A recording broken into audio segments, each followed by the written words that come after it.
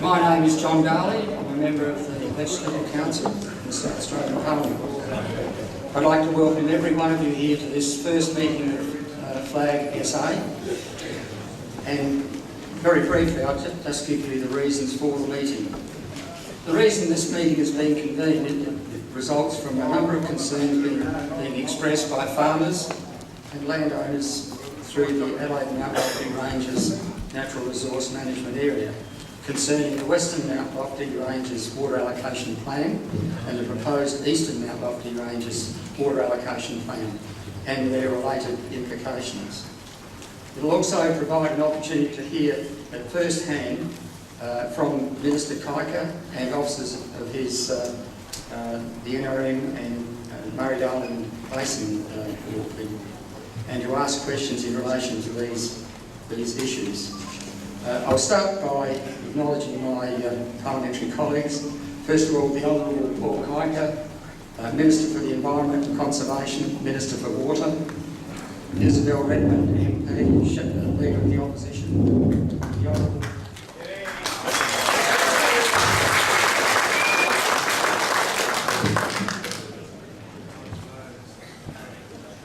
the Honourable Shadow Minister for the Environment, Adrian Pedrick, MP, Shadow Minister for Agriculture, Food and Fisheries, Shadow Minister for Forests, Mark Goldsworthy, MP, Shadow Minister for Emergency Services, Shadow Minister for State and Local Government Relations, Shadow Minister for Road Safety and Shadow Minister for Volunteers, and Michael Pengilly, the Honourable Robert Brokenshire from Family First, the Honourable Anne Bressington, Independent Member of the Upper House.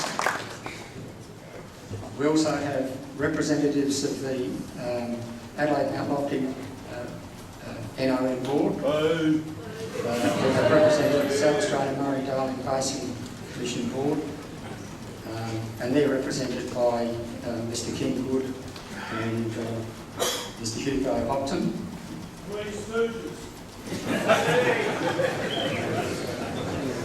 We have Mr Greg Crammond, CEO, Apple and Pear Growers Association of South Australia, Vanessa Sherry, Chair, Berry Growers of South Australia, Mr Paul Sandico, Executive Officer, Australian Meat Industry Council, Mr Brian Smedley, Chief Executive, Wine SA, Mayor Bill Spriggs from Adelaide Hills Council, Paul Barnes, Environmental Officer, Adelaide Hills Council. We have a representative from the Mount Barker Council, and we have Mr Alan Arden from Murray Bridge Council. We have apologies from, I apologise, we also have Miss Vicky Chapman from Member for Bragg. We have apologies from the Honourable Mike Rand, Premier of South Australia.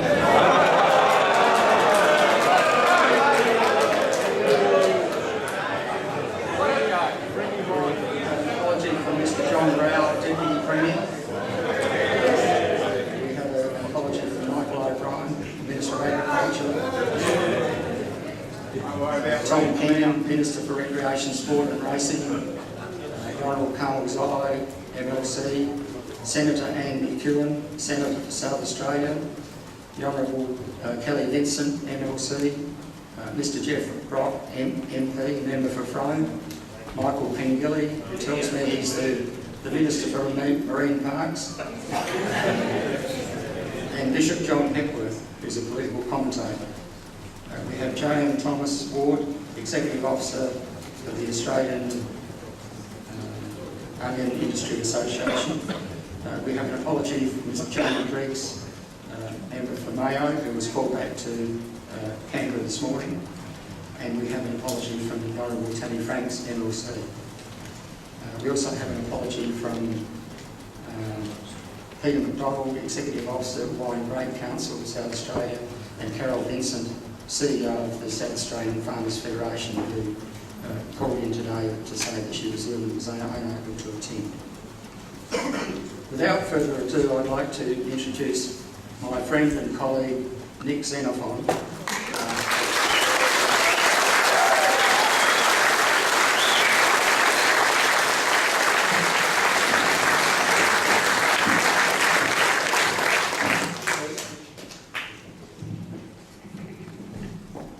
chair this evening's proceedings. Thanks, John, and thank you to the work that you've done. John's been up here a lot of time, and his staff, Jenny and Connie, have done a great job. Okay, a lot of people here. We're all sitting tiger class at the front half. And hopefully in the side room people can hear us. We're doing the best we can. We didn't quite expect this many people. Paul Kiker, the way the meeting will run is that we'll hear from the Minister first, Paul Kiker. Isabel Redmond, as the Leader of the Opposition, will comment as well. But the idea of tonight is to hear from the government and for your views to be put to the government and questions to be answered. So I think it's important. The easy thing would be for the government not to have turned up here tonight. The fact that he's here is a good thing for our democracy. So please welcome Paul Kiker, Minister for Environment and Conservation, Minister for Water.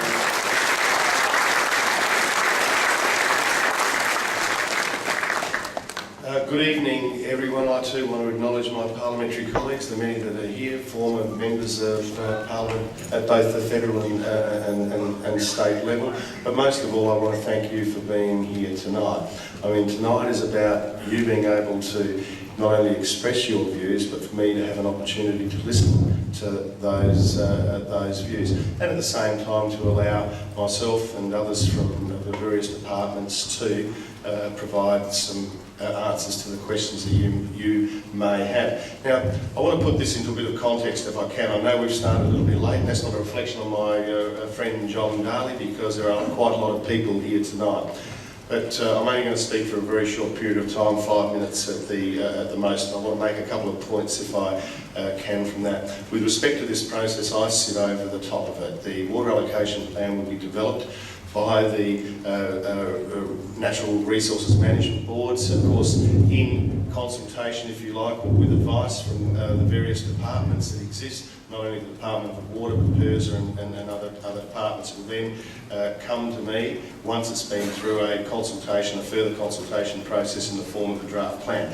Now, I think everyone in this room would agree that over 100 years, and I'm sure that you hold this view, if I can be bold enough to suggest that the Murray-Darling Basin Authority, if you like, or the Murray-Darling Basin system is one that has been mismanaged by successive governments over many, many years, that there has been over-extraction from that system over many years to the extent that we saw magnified here in South Australia the effects of that over-allocation.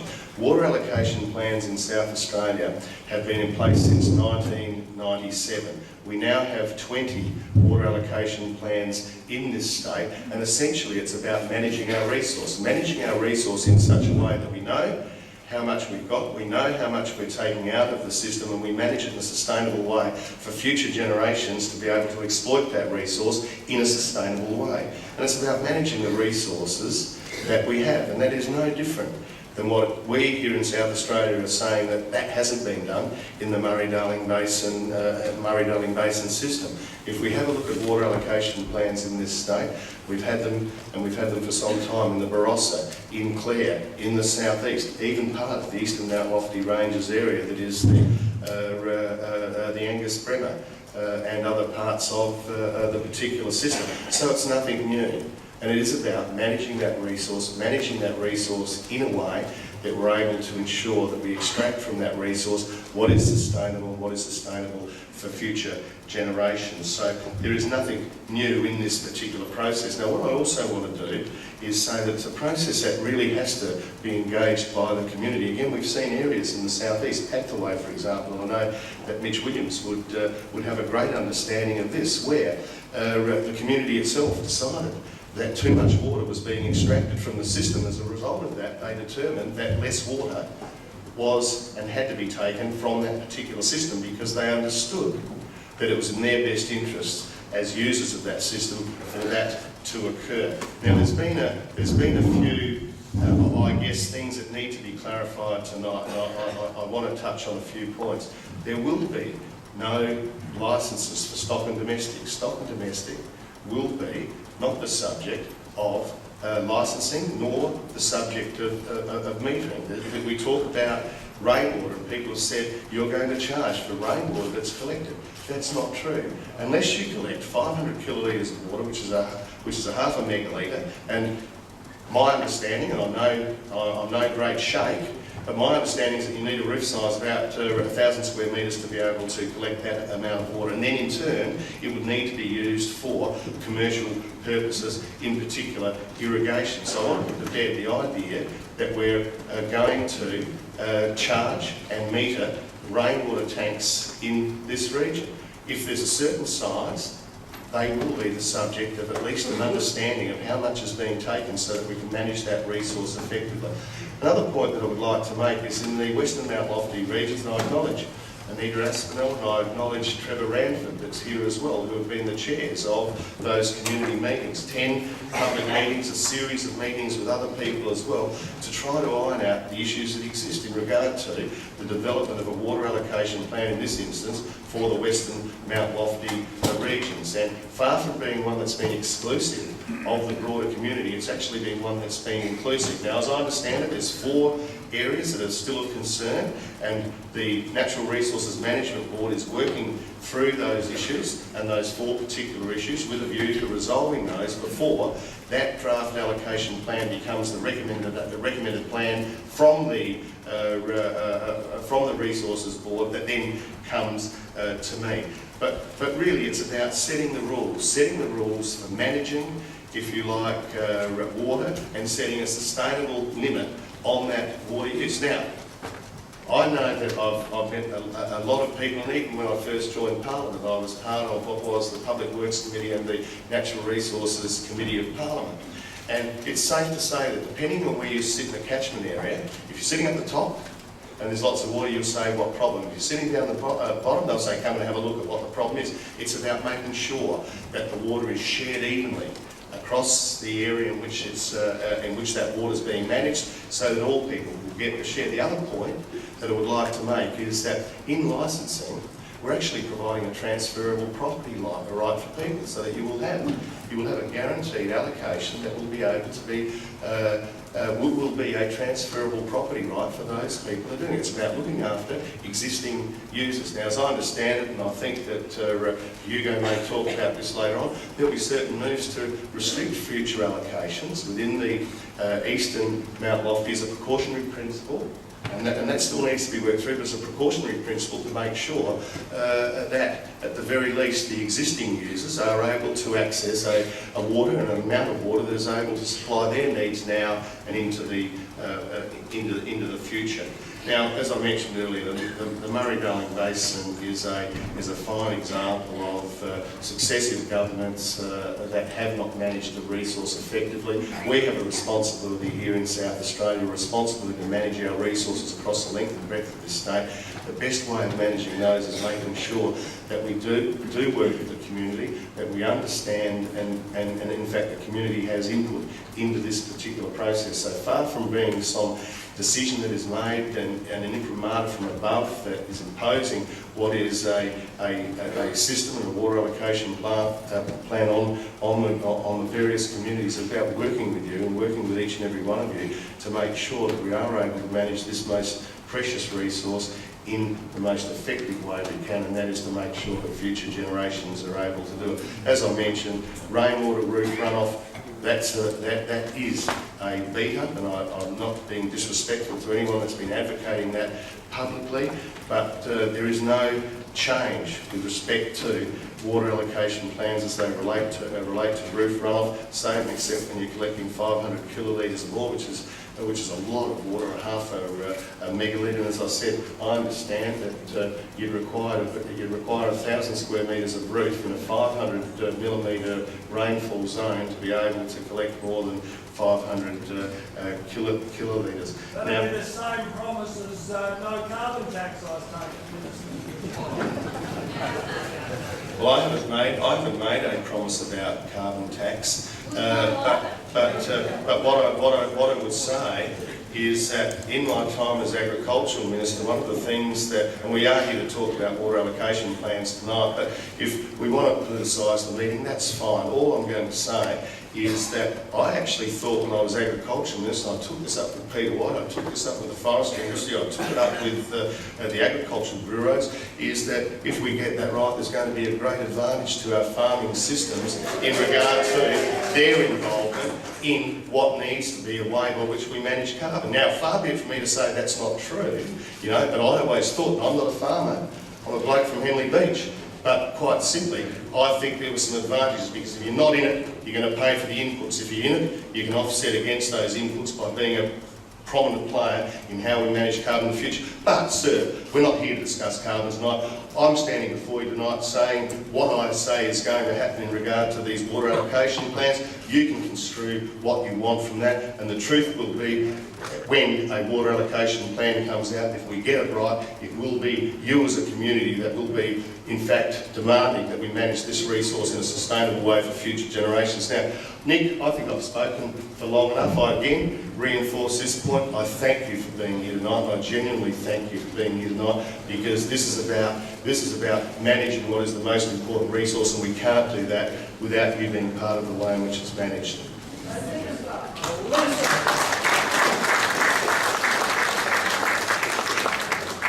Thank you, Minister. I'd like to call Isabel Redmond to the stage to give her say on behalf of the opposition.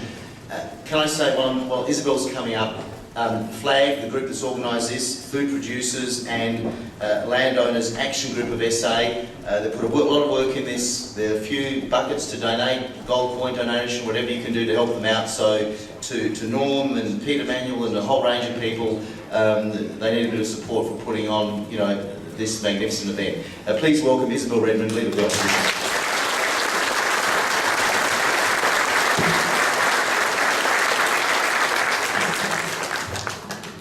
Really short. And can I endorse those comments by Nick? I understand actually there's some t-shirts outside that say you can lead a politician to water, but you can't make him think. Can I also acknowledge my deputy, Mitch Williams, who was just overlooked by John Daly, the other when he was introducing people, but Mitch is also here, as well as the various other politicians. This is an important issue. It matters because we all care about water and water in this state. The problem is that this area has been managed in a fundamentally flawed way. The whole process has been fundamentally flawed from its inception in terms of the Mount Lofty Ranges and Fleurieu Peninsula. And I say this on the basis that I was attending the very first meeting held when they first decided, and this was back in the days when John Hill was the Environment Minister for this government, and I attended a meeting at the Mount Barker Golf Club. This was like 2003 or 2004, the very first meeting, and 250 people turned up, 100 more than they anticipated. And what became obvious at that meeting was that they broke us into groups. Their main concern was that it be an orderly meeting, not that they actually listened. It was called a consultation, but it wasn't a consultation, because what it was the public servants had been sent out to tell us what they'd already decided to do. And so, yeah.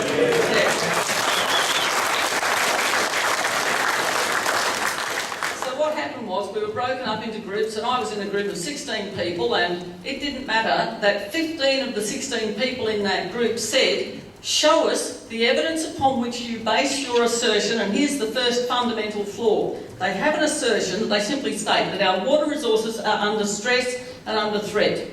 Well, we know that we live in the driest state, in the driest inhabited continent, and that, as I said, water is important to all of us. But the farmers there, who were third and fourth and fifth generation farmers, were saying, but we can tell you that the water table's higher and that we're using less water than we were 30 years ago. But didn't matter what was said, what was written up on the board as the reporting back was what the department's officers had already decided was going to be written on the wall.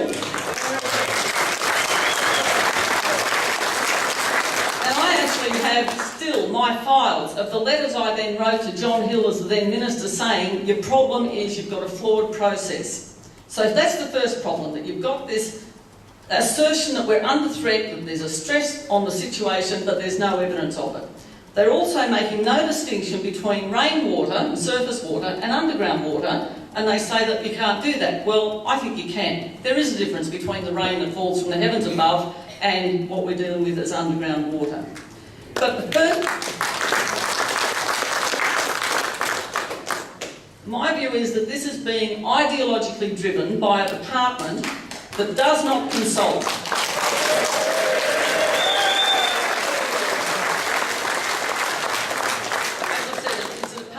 Has decided what the decision's going to be, and it doesn't matter what we say. This and every other meeting simply gives them the ability to tick the box to say, yes, we consulted the community, because we've all turned up, so here we are. They also, of course, have no competence in farming, so they don't understand that if you fence off all your water courses, that's going to lead to certain problems. The farmers understand it. Farmers actually care about the environment. They want to pass their farms on in a sustainable way to their next generation. They all understand that.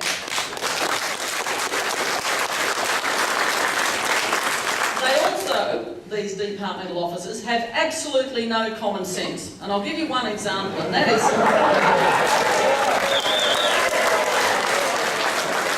I've got some friends who have a nursery, a wholesale nursery in Mylor. Okay? They don't mind so much the idea of actually putting a meter on to measure the water that they take out of the bore. Once it's taken out of the bore, they pump it up to their top dam, and it's gravity fed down to the bottom dam, through their nursery, back into the bottom dam, pump it up to the top. And they can go all summer without taking any more water out, but the department wants a meter on the bore, and the top dam, and the bottom dam, so that they can consistently measure everything that's going on.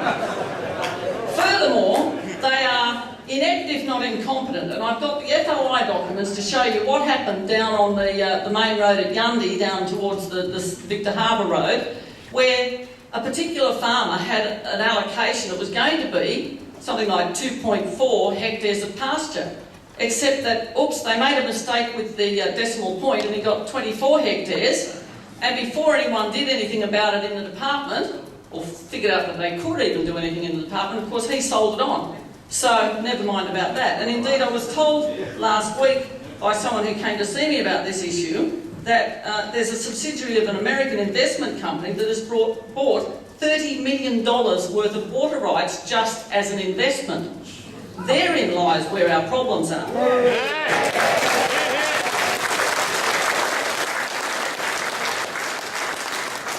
So it doesn't surprise me that so many people have turned up tonight. This is an issue of concern to us because I take the view that if a government can measure it, they'll tax it. And if they can't? And make no mistake, Minister Gail Gogo said on Biner, anything used for a commercial use will be taxed. So although there's an exemption for stock and domestic, I know most of you don't name your animals, but I'd like to see the hobby farmer who actually doesn't class his few cattle or sheep or whatever he uses to mow the lawn as stock. And I think that this is the thin end of the wedge, because once they've actually instituted this system, what they will then do is bring in a system to say, well, now it's not fair that the people with the rainwater tanks in town don't have to have that measured because, and that's why, Minister, I think there's this degree of fear. So... The Sheriff of Nottingham's got nothing on this one. As Nick said, I think that the Minister to be congratulated for at least having the good sense to come and talk to people and see how much this matters.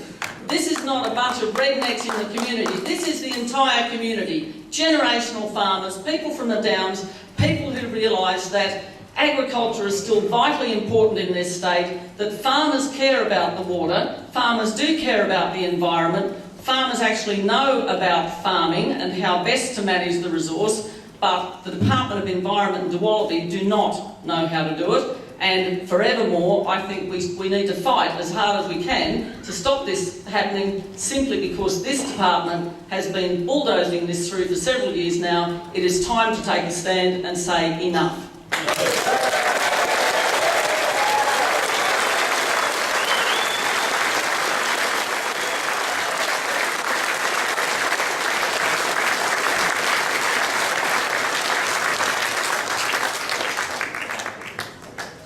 Thank you, Isabel.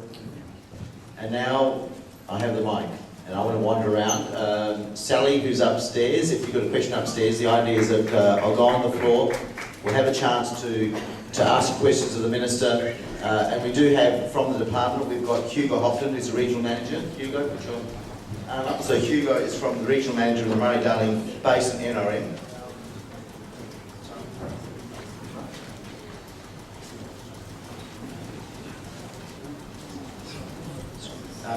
Also Kim Good, the Regional Manager for the Adelaide Mount Lofty Hills NRM, and Martin Stokes, who's the Manager of the Licensing Department of Water. So they're there to answer questions on behalf of the Minister for any technical issues. So I want to come down to the floor now, and Connie's back to us.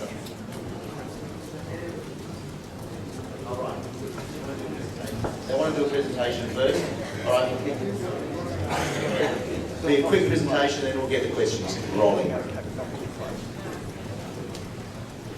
Well, good evening everyone. I'm Hugo Hopton. I'm the Regional Manager for the South Australian Murray-Darling Basin Natural Resources Management Board.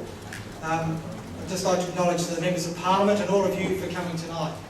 It's a really tough act to follow Isabel, and obviously she struck a chord with all of you. But I just want to try and outline a few points that I think are really necessary to underpin your questions to us later on. First of all, under the Natural Resources Management Act, the Natural Resources Management Board is vested with responsibility to prepare the water allocation plan. The part of the region I'm representing or in charge of contains the Eastern Mount Lofty Ranges water allocation plan. Now, not all of you know the extent of that plan. I'll just roughly outline that for you.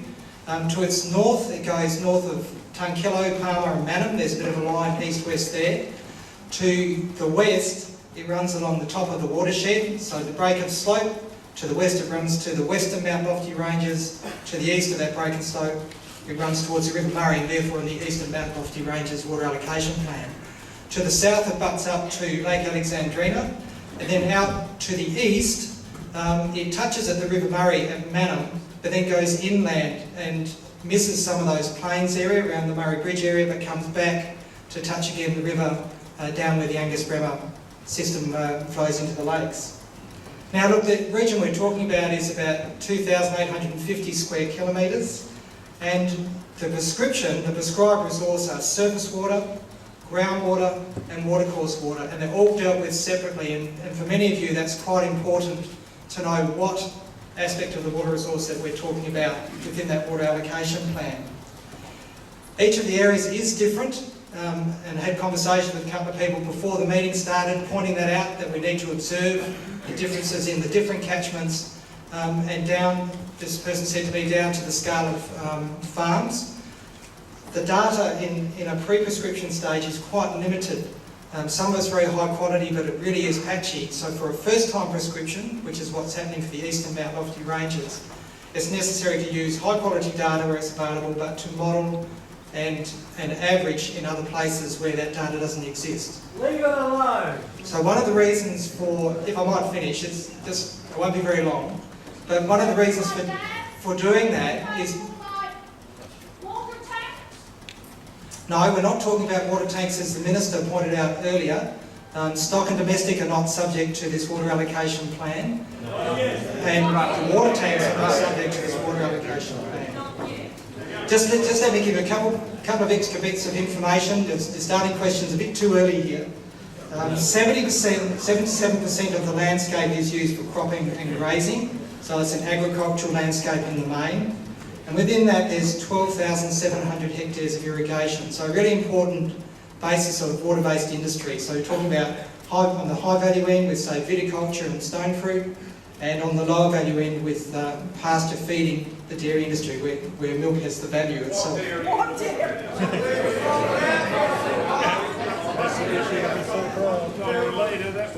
Now, just hang on. A couple of other things just for you to know.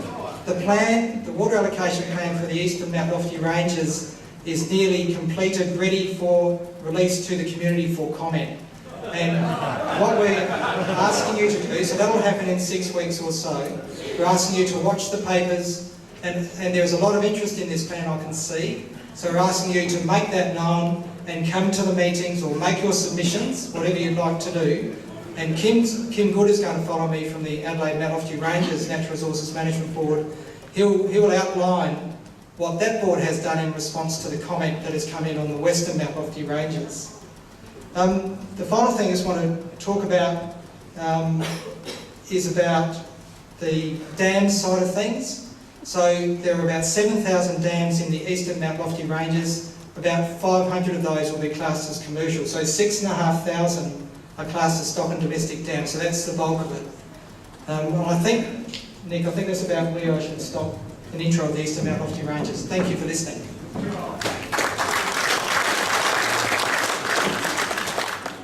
Thank you, Hugo. Good evening, everybody and distinguished guests. So I'll talk about the Western Mount Lofty Ranges. My name's Kim Good from the Adelaide Mount Lofty Ranges Board. Now, just to get our mind around the Western Mount Lofty Ranges, it's the catchments that flow to Gulf St Vincent. So from the north around Gawler and Williamstown, the region follows the catchment divide and encompasses all of the Fleurieu down to the south from Victor to Cape Jervis. So primarily it's the streams that flow to Gulf St Vincent or down through the Fleurieu. First thing I wanted to say is there is clearly an ongoing and increasing demand for water resources in the Western Mount Lofty Ranges. Prior to prescription, dams were increasing, being built at the rate of about 200 dams a year. Even in the last 2 years, we've had 64 applications for small stock and domestic dams, so the ongoing development of dams is continuing. And without some control over the development of dams, it puts the primary industries in this region at risk, and they're worth over $440 million. It puts our public water supplies at risk, and on average 60% of our public water supplies come from the catchments in the Western Mount Lofty Ranges. And it puts the use to its existing users are using their water at risk and risks to the environment. Over the last, just in the development of this plan, over the last 5 years or so, the board, to try and get the plan into some sort of shape for consultation, we've used 3 water allocation plan advisory committees. Now, these committees are made up of industry and community representatives, and they've provided input, they've tested the policies, they've sent us back to rework many times, and we've tried to get a plan that is reasonable both from an industry and a community perspective. Late last year, in October, we kicked off 10 public meetings across the region. We've received about 80 submissions, and there are a bundle of issues, and I'm just quickly going to outline what we have heard. This is consultation on a draft plan. A draft plan is there to propose amendments to, and so I'll just reflect some of the issues that we've heard coming from the community consultation to date. And they fall into 2 broad categories. There are questions about the science underpinning the plan, and there are questions that relate to particularly the policies in the plan. With respect to the science, certainly lots of questions about where did you get your runoff figures, where did you get your rainfall figures, what do you know about the water levels in my bore. What I can say is that we've used all of the long-term data that's available from stream flow gauging stations in the region, from the rainfall measuring stations. The science that we've accumulated is based on 30 years of measured data. And people say, well, that might be fine, but when it comes down to my property, I think the runoff is different. Well, on occasions where people have provided us runoff data, that is currently being considered. But generally speaking, we've got to use the available science, the measured data from the stream flow stations that are there, the river and groundwater levels. One of the comments we received back, we've heard very strongly, is that you've got to continue to monitor. If we're going to go into this process, we need to better and better understand the information that's being collected, and the board strongly supports that, and make the note that a plan must be reviewed every 5 years, so that we've got an ongoing process to bring in new science into the plan, get and data right. I'll just cover a couple of the policies, a couple of the issues that relate to the policies. Certainly very strongly in the central hills through the Lenswood area, people were saying, look, the NRM Act says you've got to have a groundwater allocation, and that's prescribed. You've got to have a surface water, and that is separately prescribed. And if you pump out of a stream, that's separately prescribed. So the Act says separate allocations. Now, in our business, we use a bit of groundwater, we use a bit of surface water, we might mix them up from year to year, and we need more flexibility. So the board is reviewing the rollover policies, and we've got an allocation so that if you don't use all your groundwater in one year, you can roll it over to the next. We haven't had that in the surface water, and so the board is actively considering whether we can bring in a surface water rollover policy to give people with conjunctive use, using both bore and surface water, an opportunity for more flexibility. Down the Fluorio, we have certainly heard that there are some specific issues around policies that are set to guide the protection of the Fluorio swamps. You'd know probably that they're protected by federal legislation. So new water use, not existing, but new water use is limited to 10% above the Fluorio wetlands. The existing allocations, when they're made, are going to be made on the basis of 25% of the average annual runoff, which is used across the region. However, there's a lot of concern that if a new dam is to be developed, it's limited to 10% of the available runoff. So that number is being considered. We've also proposed buffer zones around the wetlands to protect the wetlands. The board and the community advisory committees are revisiting those. We're fairly confident that we will change the way the buffer zones are currently included in the draft plan, or at least make recommendations to the Minister on that. Stock and domestic, we've heard about a little bit tonight. Under the original notice to prescribe water resources in the Mount Lofty Ranges, published back in October 2005, large stock and domestic dams, 5 megalitres or greater, are currently required to be licensed. What the Minister has said is that there will be no metering of stock and domestic dam use. So that's a good new initiative. The licensing of stock and domestic will also be looked at. So no, okay, I'll limit it. Speaking of the metering, there are 13,000 dams in the Western Mount Lofty Ranges. About 1,700 dams are proposed to be licensed.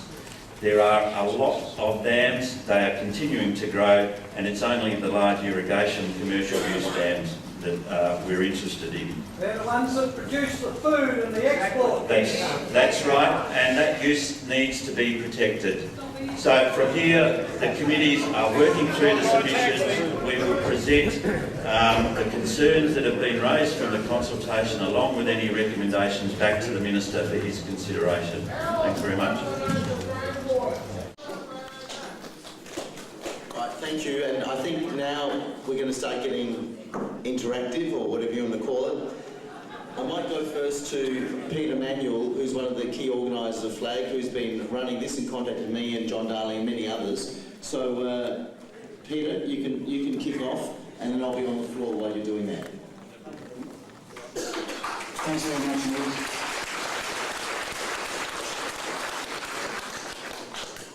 Thanks for coming to Face the Music, Minister. First of all, any government that thinks they own the rain is totally out of control.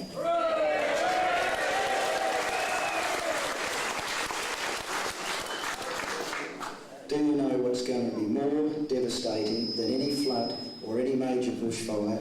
It's your government's proposed water allocation plan for this state and the Natural Resource Management Act of 2004, if you sign off on this plan. Why do we need meters on dams or rainwater tanks, especially a dam, a 5 meg dam in Moore, which is not a very big dam? Can you tell me why I need a meter? More money. Also, when I purchase a property, we already pay for that water, it's included in the price. Then when we build our infrastructure, bores, dams, tanks, we pay for it again. And you people want us to pay for the meters of up to $2,000, and then you want to tax that water going through those meters. This is absolute lunacy. If you...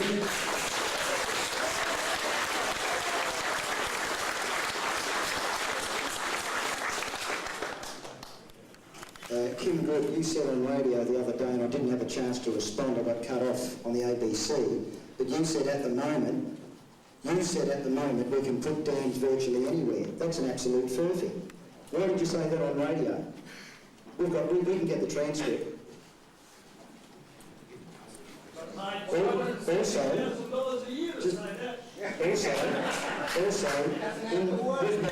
with my property, you NRM officers can come on when you like. I'm Shauni's free, which is a disease cattle get in the stomach, and up to, when they get to about 5 years, they can just end up and die. But these people can come onto my properties. You could have crap on your tyres from the next door neighbour who's a non-assessed property, and have crap on your tyres, and that's the way I could get Shauni's. And I can tell you right now, if you're really a nice stud, I'll take you to the highest court in the land.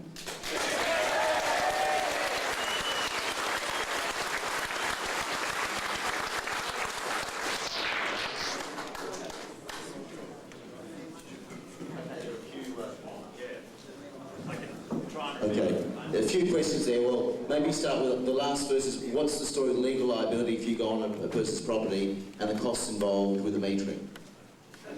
Well, let me tackle the metering. Why do we need metering on dams used for a commercial purpose or for irrigation? So licensed dams I'm talking about, we've already made it very clear here that there are no meters on stock and domestic dams. That's about 11,000 dams in this region. So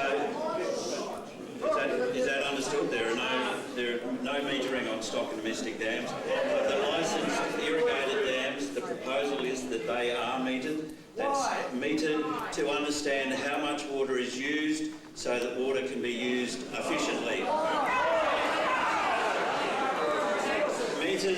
Meters, prescription of water resources has been in this state for more than a couple of decades.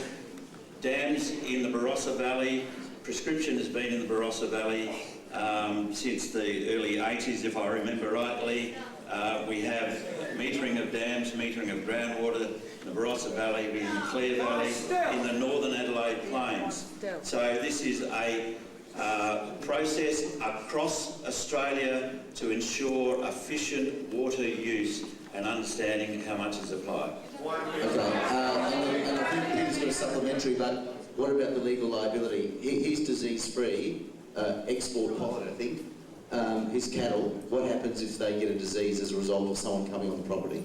I guess if there is a clear cause and effect, then Peter would have a case. So I think that would be a case. And Peter's got a follow-up. Yeah, you say we need a meter for the usage. If I've got a 5 meg dam and it's half full, I don't need a meter, there's 2.5 meg left.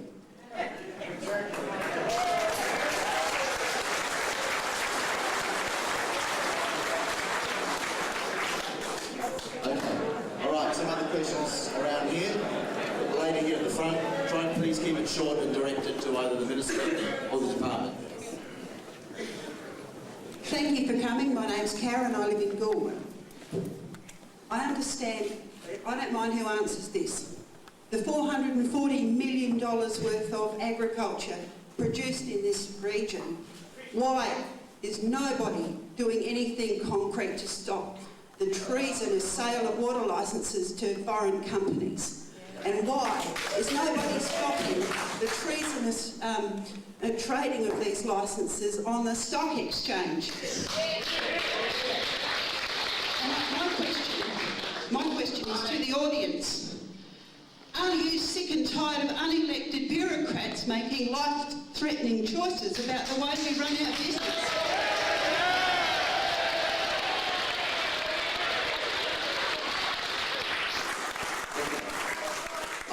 I think, to be fair to the public servants here, they work in the direction of the Minister, so the buck stops with the Minister. I think it's a fair thing to say. Look, I think that's right, Nick, and look, you can, if you're going to yell at me, please just be respectful to our public servants.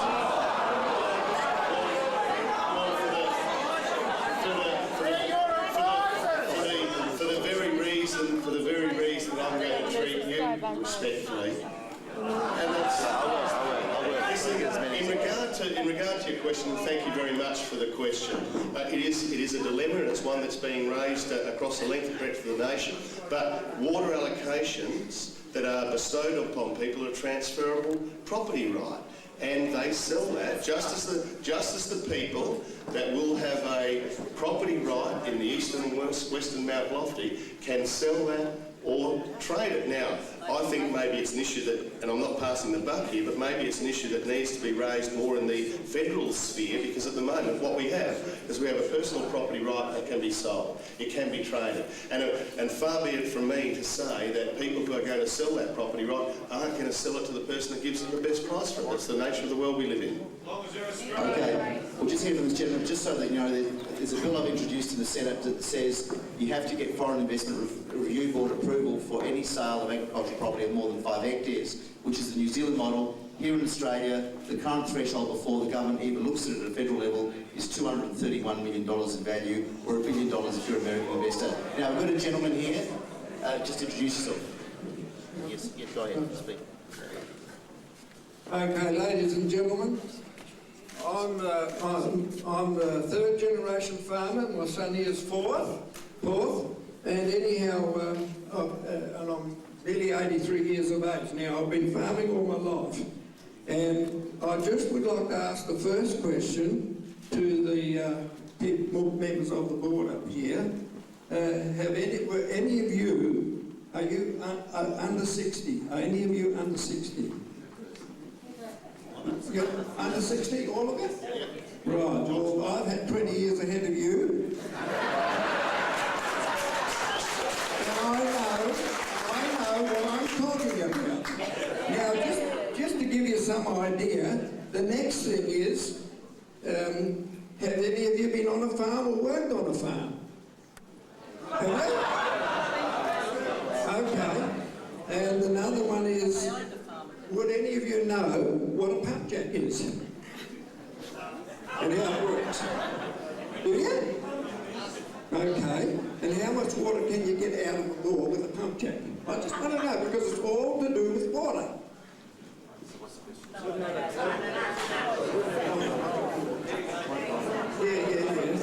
Yeah, okay, well, it doesn't look like they know too much.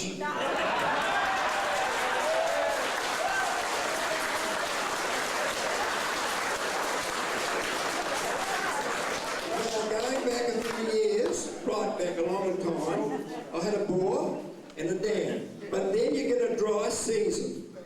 And we could see that coming already in the middle of August, already dry. So, to get the water when we really wanted, we would start pumping early in the year to get some water in our dam, so we had it there when we wanted it. That was on one property. The other property, I've got 2 big dams, I don't mind telling you, 40 million gallons, 30 million gallons, and I use it.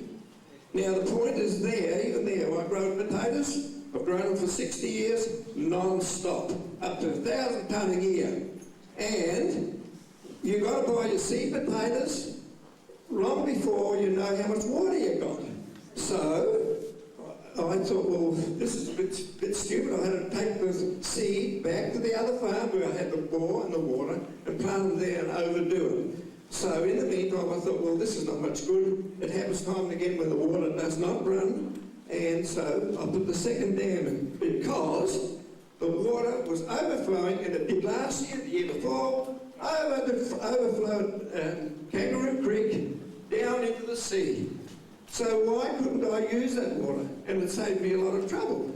And also, I've supplied people on the Murray-Darling Basin with hay, growing 100 tonne, 200 odd tonne of hay, helped them out. I tried to help them out, and they were very pleased, plus even to New South Wales. I don't know about this. Okay. There's more.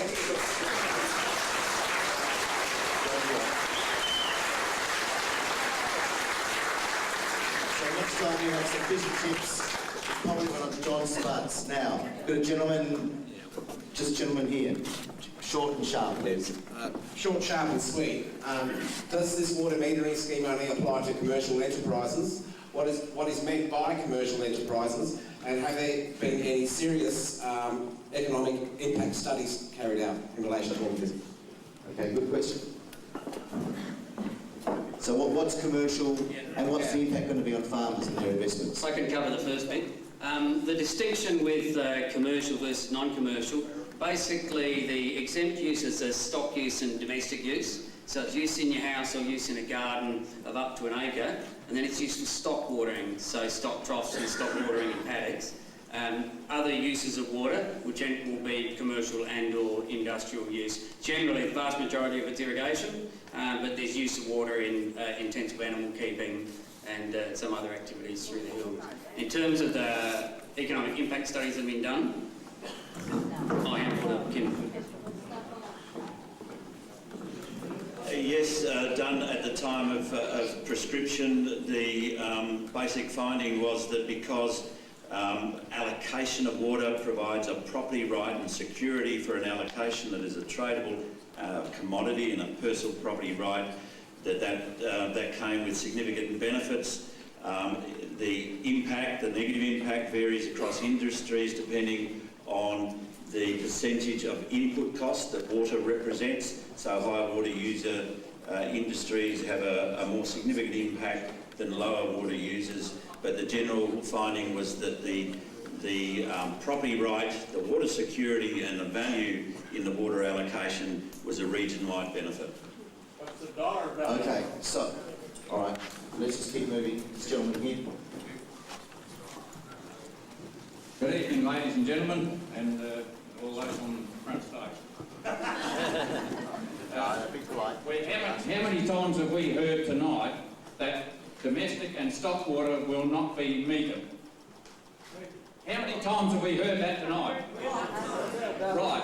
Why is it that when we fitted a meter to one of our bores, two gentlemen from the NRMA were there and they demanded that I pipe the water, all the water through the meter, which meant I had to get extra piping and fit it up. They wouldn't pass it without I connected everything in. We got house water and stock water, and they all had to go through the meter. Now, I'd like the Minister to answer that, please.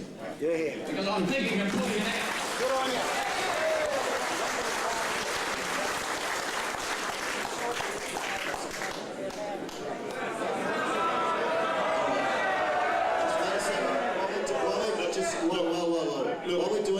While we're doing that, Connie, the woman with the frizzy hairs for the side room, got pointing to one of the entrances. All right. You're working on it. No, not at all. Look, let's listen to this. I'm not across all the technical matters with respect to I actually shouldn't be, but I'm happy for you to think that I should, and that's okay. But why we've invited the people here tonight is to provide answers to questions that I am not either familiar with or don't know the answer to. So I could stand up here in front of you and make up an answer, and I don't think that's right. So, Marlon, would you like to answer this question? Certainly. Look, I'm not sure where your property is, but maybe if you can find me afterwards, we can have a chat about your particular position.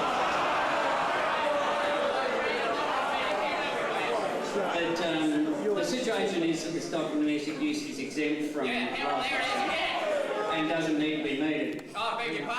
There's a lot of installations where the ease with which the stock and domestic use can be metered separately, can be removed from metering, are quite complicated. So, your situation may have been one of them, but we do endeavour, and the idea of the process is to remove any exempt use from the meter, because the intent is to meter the licensed use. And that's each time what we're endeavouring to do. Happy to talk to you about your one. I'm not sure what the circumstances of, so it makes it a bit difficult, but that's certainly the intent, and that's certainly the only capacity we have is to attempt as simply as possible to meter your licensed use only. Martin, don't go away, because Peter has raised the point that what is the definition of stock? Because if you're using stock for commercial purposes, does that mean that it comes within commercial use rather than simply stock? The definition of stock covers stock watering, so whether it's a commercial enterprise or not, that is still, if it's just stock drinking water, then it's exempt from the process. That's got to be legislated. Okay, so somebody's a lack of, okay, some concerns about that. Let's just go to here. Hi, I'm a farmer from the southeast. I spent $4,000 on a meter on my bore. I pay $500 a year for the pleasure of putting it there. The department came along and sealed it so I couldn't tamper with it. And then I haven't seen them since, 4 years ago. Not that I want to, because if they come and read the meter, they will charge me for the meter. They can't afford not to. The government's broke. So everything they do, everything you do, you will charge us for. I have a holding licence on another block, which allows me to maybe get water from that, take water from that one day. It started off as a nominal fee of $25 the first year, $500 the next year, and from then on, ad infinitum, just for the maybe right to take it. We have a wonderful, sustainable, renewable resourcing farming, and the government of both federal and state are swamping us with red tape and smothering us.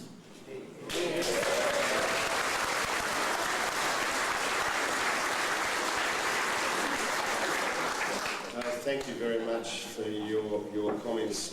With respect to the Limestone Coast water allocation plan, that's still yet to be put in place with respect to forestry, and again Mr Williams would be aware of this. The issue of holding licences and the cost involved with the holding licences has been brought to my attention by your friends and colleagues that farm down there, and that's an issue that we need to deal with. As I understand, in the southeast, where there's a significant amount of areas that are subject to, if you like, metering, the process is that the reading of those metering will be done by individual farmers, and that information will be sent through. Given the number down there, as I understand it, it would be very, very difficult for the government to have the resources, if you like, to read the many that are down there, and if we did, we'd be charging more for it, you know. So I mean, it's about a matter of you feeding into that process, which I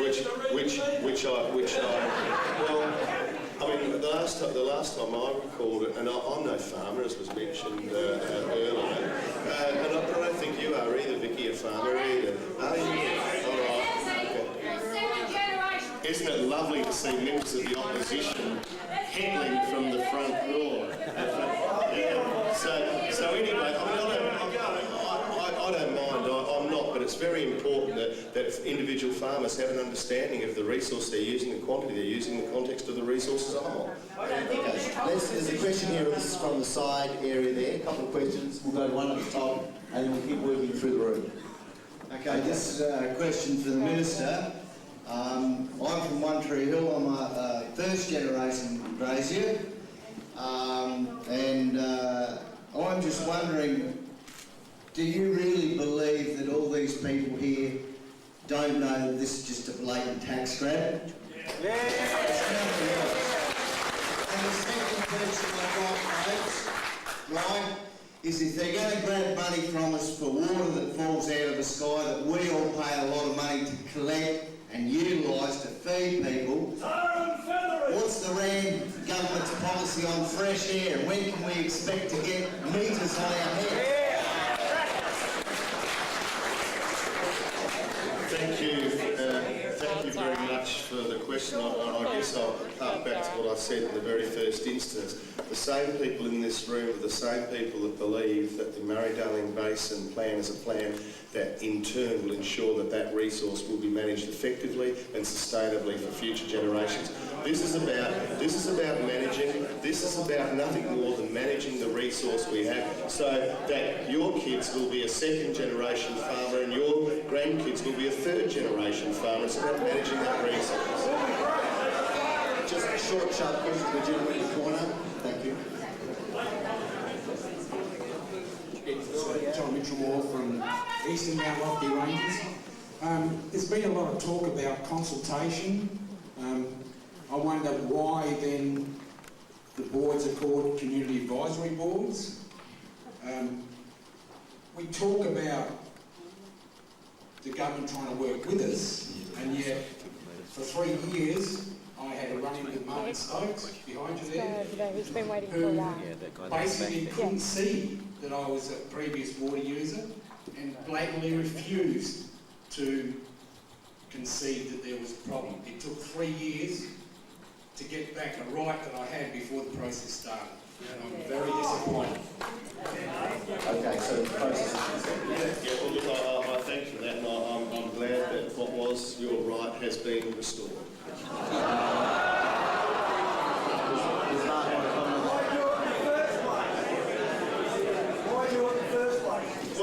Well, quite simply, as I understand it, when we look at what we want to do is ensure that the protection and the preservation of existing users is actually preserved. So it's about the security of current users with respect to their resource. The second component is that there will be a period of time when those users that mightn't have provided information will be the next cab off the rank. Now, presumably that was stuck in there, but I'm glad it's been sorted out. What about the heavy handbag? Your officers? I think the real problem tonight should be looked at. When the lady over there said that our primary industry here is about 450 million, the truth is that if we had the Chinese here, or the Japanese, the industry would be around about, and I'm not just making up the figure, about 650 million. Now what this taxing is doing, okay, is, as someone said before, we're going to be broke because we've done so heavy a tax.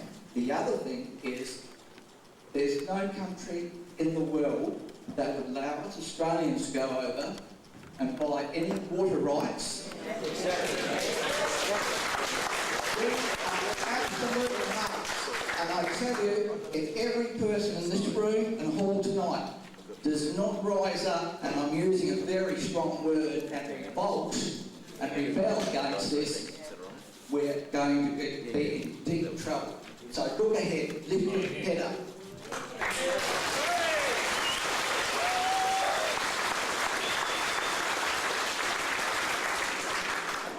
Okay, just at the top, Sally, someone put a couple of questions. Yeah. The 5 questions, this gentleman has been waiting a while, sorry. Let's take 2 or 3 questions.